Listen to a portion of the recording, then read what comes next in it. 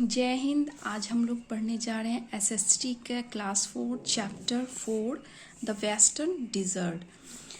The great Indian desert is also known as the Thar desert, यानी भारत का महान मरुस्थल जो है किस नाम से जाना जाता है? थार डिज़र्ट भी इसे कहते हैं। Most of the desert is in the state of Rajasthan, यानी कि अधिकतर जो है मरुस्थल वह राजस्थान एक स्टेट है, राजस्थान में पाया जाता है। It also x tends into the state of Gujarat, Punjab and Haryana. और यह कुछ इसका हिस्सा जो है कहाँ तक कौन से स्टेट में फैला हुआ है? गुजरात, पंजाब एंड हरियाणा, जो कि राजस्थान का नेबरिंग स्टेट है। ये तीनों, तो ये यहाँ तक 3 स्टेट तक भी फैला हुआ है। The Thar Desert is bordered by the Indus River on the north, Punjab on the northeast, the Aravalli Range to the southeast and the Run of Kutch to the south। यानी Thar dessert जो है ये सिंधु नदी के द्वारा north से घिरा हुआ है और नॉर्थ ईस्ट में पंजाब से घिरा हुआ है और साउथ ईस्ट में अरावली रेंज के द्वारा घिरा हुआ है और साउथ में रन ऑफ कच्छ से घिरा हुआ है। रन ऑफ कच्छ जो कि गुजरात में है। The Thar desert is a hot desert. जो थार डिज़र्ट है ये जो काफ़ी गर्म रेगिस्तान है। It has many sand dunes and sand storms are common here. यहाँ पे बालू के टीले और बालू रेत की जो आंधी आती है यहाँ पे कॉमन है, प्राय आपको देखने को मिल जाएगा। अगर आप रेगिस्तान में, अगर राजस्थान में हो तो हमेशा आपको यहाँ पे आंधी आम बात है यहाँ पे। और यहाँ पे रेत के जो है ना बड़े बड़े टीले आपको मिलेंगे। स्मॉल ड्यून्स जो होता है सैंडस्टॉर्म के कारण ही बनता है। जो जब सैंडस्टॉर्म्स मतलब जब रेत की आंधी आती है तो ये क्या होती है, कभी कभी पेड़ से टकराकर या किसी पहाड़ से टकराकर इकट्ठा होते जाती है और फिर एक टीला का रूप ले लेती है। Small streams are underground water are the only natural resources of water in this region। यानी कि छोटी छोटी धाराएं और ज़मीन से निकलने वाली पानी यहाँ के इस जगह की नेचुरल रिसोर्सेस ऑफ वाटर है, यानी कि इसी के द्वारा यहाँ पे प्राकृतिक रूप से पानी पाया जाता है। Sometimes underground water surface to form water bodies called oases। यानी कुछ समय जो है अंदर जमीन से, अंडरग्राउंड यानी जमीन से निकलने वाली जो पानी है एक वाटर बॉडीज का एक पानी इकट्ठा यहाँ पे एक तालाब, छोटा सा तालाब समझ सकते हो आप, छोटा सा तालाब का निर्माण कर देती है जिसे कि ओसेसिस कहते हैं। ओसिस जो है वर्ल्ड का सबसे लार्जेस्ट ओसिस जो है वो सऊदी अरबिया में है, जिसको अल हासा कहते हैं। तो ये ओसिस जो है ये काफ़ी मतलब जब ये सैंडस्टॉर्म आता है तो उसके कारण, डिप्रेशन के कारण बनता है ये। मतलब वहाँ से मतलब इतनी आंधी आती है, तेज़ आंधी आती है कि इसके कारण क्या होता है, तेज आंधी के कारण जो है ना मिट्टी वहाँ की हटती जाती है, बालू जो वहाँ की हटती जाती है और फिर वहाँ पे क्या होता है, बालू हट के वहाँ पे एक इतना डिप्रेशन के कारण वहाँ पे जो अंडरग्राउंड वाटर है मतलब इतना तेज आंधी आती कि ऊपर उसकी सारी ऊपर की जो है रेत हटा देती है और अंडरग्राउंड वाटर जो है वहाँ तक पहुँच जाती है और फिर पानी ऊपर आ जाता है और एक छोटा सा, समझ सकते हो आप, तालाब छोटा सा एक ओसिस का निर्माण कर देता है, उसे ही ओसिस कहते हैं। The land around this water bodies is fertile, therefore human settlement are found around them. यानी कि ओसिस के पास जो है यहाँ पानी होने के कारण यहाँ की जो आसपास की ज़मीन है काफ़ी फर्टाइल यानी उपजाऊ हो जाती है, जिसके कारण यहाँ पे लोग जो है, मानव यहाँ पे बसने लगते हैं। Date palm grow near oasis. यहाँ के जो रेगिस्तान में बहुत कम ही मतलब पेड़ पौधे, वेजिटेशन आपको देखने मिलते हैं, क्योंकि यहाँ पे इतना हॉट क्लाइमेट होता है कि आप ज़्यादा वेजिटेशन, वनस्पति, पेड़ पौधे आपको देखने को नहीं मिलेंगे। तो इसके कारण यहाँ पे जैसे ओसिस के पास जो कौन से पौधे मिलते हैं देखने को, डेट और पाम।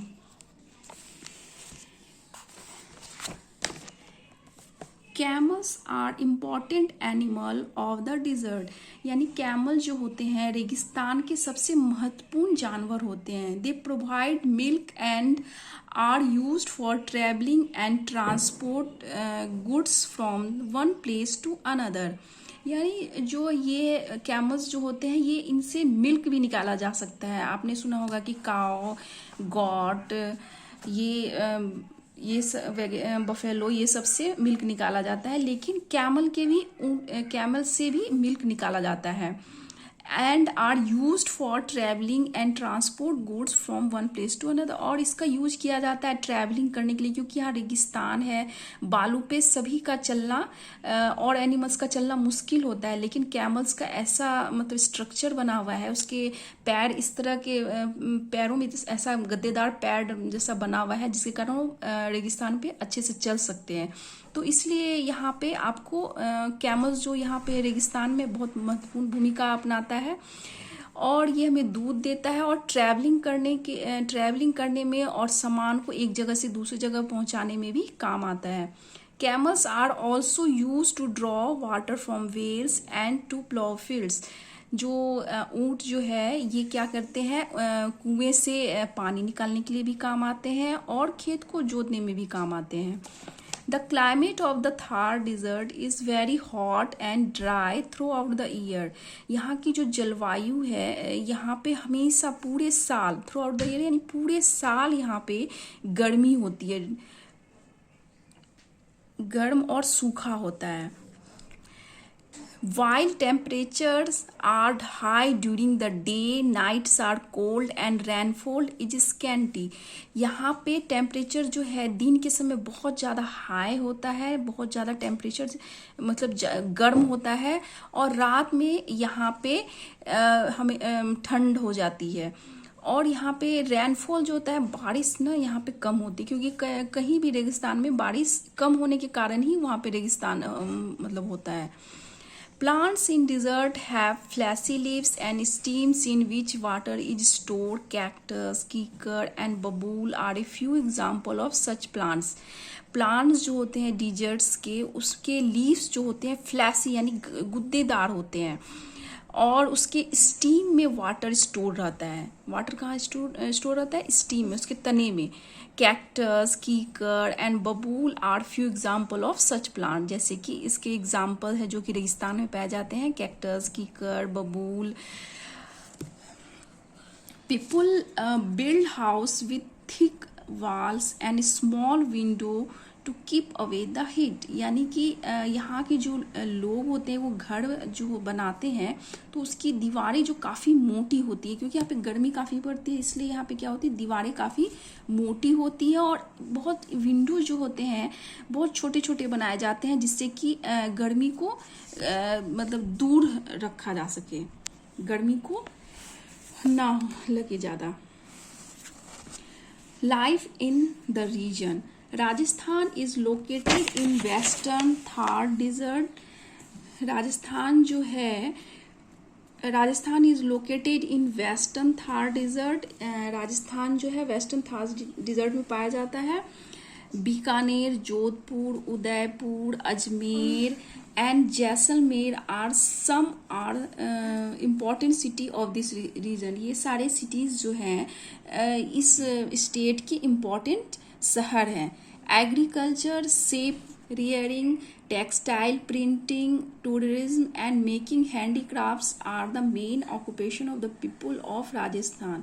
यानी कि यहाँ का जो मुख्य काम है, यहाँ के जो लोग मुख्य काम करते हैं वो क्या करते हैं, खेती करते हैं और भेड़ों का पालन करते हैं, भेड़ों को पालते हैं, टेक्सटाइल प्रिंटिंग करते हैं और टूरिज्म, चूँकि यहाँ पे बहुत सारी अच्छी अच्छी किले वगैरह हैं देखने को, रन ऑफ ये रेगिस्तान है तो यहाँ पे बहुत सारी चीज़ें हैं देखने को, तो यहाँ पे टूरिज्म भी बहुत सारे आते हैं।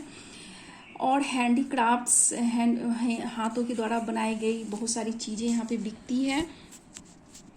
तो ये यहाँ का मुख्य व्यवसाय है, यहाँ के लोग यही काम करते हैं। They grow bajra and oil seed, यहाँ पे जो फसल उगाई जाती है कौन सी, बाजरा, बाजरा की रोटी बनती है यहाँ, तो और भी चीज़ बनती है लेकिन बाजरा की रोटी मेन फेमस है। The grow bajra and oil seed, oil seeds भी यहाँ पे ग्रो किया जाता है, उपजाया जाता है। Due to the scarcity of water people sometimes move in groups from one place to another looking for water. यानी यहाँ पे पानी के कमी के कारण कुछ ग्रुप्स में लोग एक जगह से दूसरे जगह जाते हैं। तो इस ऐसे लोगों को क्या कहते हैं? बंजारा कहते हैं। आपने सुना होगा या टीवी में भी देखा होगा कि बंजारा लोग कैसे घूमते रहते हैं एक जगह से दूसरी जगह। Jaisalmer, Jaipur and Chittorgarh have famous for, यानी कि जैसलमेर, जयपुर और चित्तौड़गढ़ में बहुत सारे प्रसिद्ध किले हैं जो पहले ज़माना में राजा महाराजा लोग बना के रहते थे। तो ऐसे बहुत सारे किले आपको राजस्थान में देखने को मिलेंगे। Rajasthan is also known for the its national park and sanctuaries, यानी कि राजस्थान में जो है नेशनल पार्क और सेंचुरीज भी बहुत सारी पाई जाती है। The run of Kutch in Gujarat is known for its uniquely embroidery cloth, यानी कि रन ऑफ कच्छ जो है, जो कि गुजरात में है, वो एक एम्ब्रॉयडरी यहाँ पे बहुत अच्छी एम्ब्रॉयडरी यहाँ पे की जाती है, उसके लिए काफ़ी फेमस है। The area is known for animal like the wild ass and the dessert fog. इस एरिया में जो है एनिमल्स जैसे कि जंगली एस, जंगली गधे और डिजर्ट फॉक्स जो होते हैं वो काफ़ी प्रसिद्ध हैं। तो आज हमने ये चैप्टर ख़त्म कर लिया। इसके क्वेश्चन आंसर पहले ही मैंने डाउनलोड कर दिए हैं। तो मिलेंगे अगले नेक्स्ट वीडियो में। Thank you.